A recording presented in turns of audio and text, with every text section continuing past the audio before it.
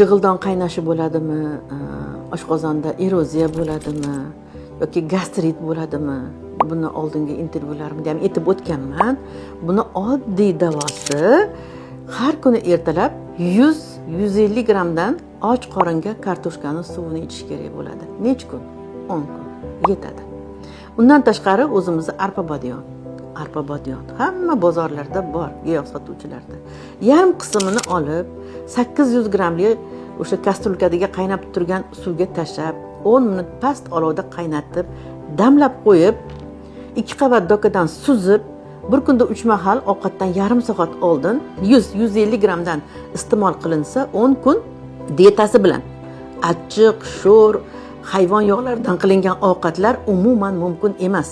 Mana shunday dietalari bilan mana shu berilgan maslahatlarga amal qilsa, inshaalloh Xudo xolisa mana shu kasallikdan forig' bo'ladi.